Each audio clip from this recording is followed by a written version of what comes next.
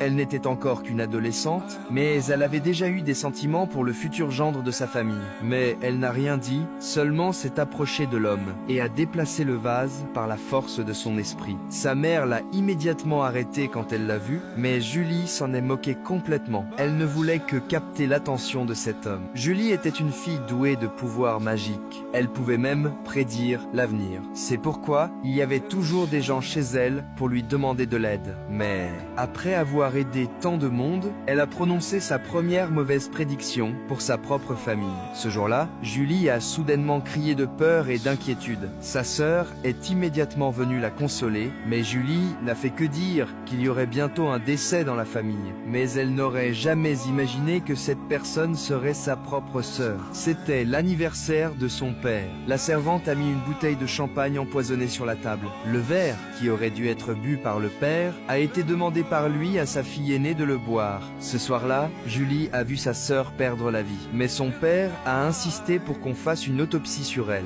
Julie a été terriblement attristée à la vue de cette scène. Elle ne comprenait pas. Elle avait bien prédit le drame. Pourquoi sa sœur était-elle quand même morte? Après cela, elle a décidé de devenir une muette. Pendant ce temps, Mike avait enfin gagné assez d'argent. Mais quand il est rentré précipitamment, ce qu'il a vu, c'était le corps d'Anne. Il était inconsolable de tristesse. Le cœur brisé, il a décidé de quitter la maison sans se soucier de l'opposition de sa sœur. Il a donc acheté un manoir. Là-bas, il est devenu un seigneur au caractère odieux. Il ne traitait plus les ouvriers avec sa gentillesse d'antan, il se permettait même de harceler les servantes les plus faibles. Jusqu'à ce jour, où il a croisé une prostituée. Cette dernière ne lui a fait aucune avance flatterie, mais lui a demandé directement de l'argent. Son originalité a immédiatement éveillé l'intérêt de Mike. Il lui a prêté l'argent sans hésiter, sans savoir que cette somme d'argent l'aiderait à traverser les épreuves les plus difficiles plus tard. Plus tard, la mère de Mike est décédée. À l'enterrement, Mike et Julie se sont retrouvés. Devant la sœur de son ancienne amante, une idée folle a soudainement traversé l'esprit de Mike.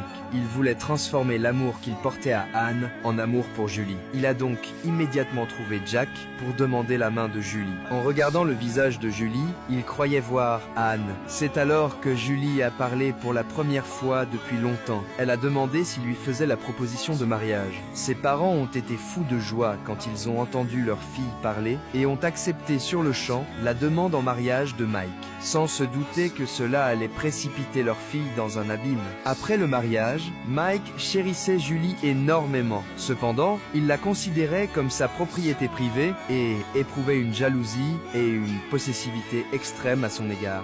Il devenait même furieux quand Julie passait du temps avec sa sœur. Mais heureusement, Julie parvenait toujours à le calmer rapidement, à tel point qu'elle lui a même donné naissance à une fille. Mais le destin n'a pas voulu leur épargner. Ce jour-là, la servante qu'il avait harcelé par le passé est venue le trouver, accompagnée de leur enfant illégitime.